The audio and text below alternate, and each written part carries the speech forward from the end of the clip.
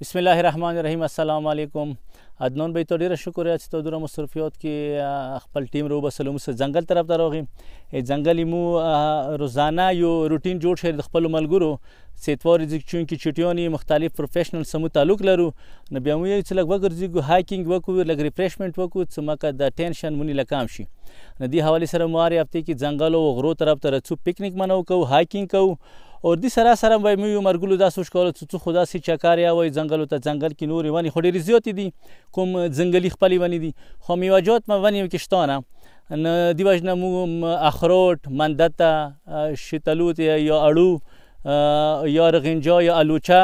او پلس املاکان دا ټول زړی مو ځان سره وړو ځنګل کې چې ته یا ته مو هغه زړیا کرو چې مکه میوجات ونی وشي دالته کمونه بعد یو مونه مخ کې یو مونه ورسته چو یاره چې ځنګل ته پکنیک د پاره یا چکر پاره هغه دالته املاکان یا نورې کومې میوې دي مندتي وي شتلون وي سی وي هغه دالته په کور د هغوی وخوري او هغه نه پیدا حاصله کړي. ډیره مهرباني، شکریه.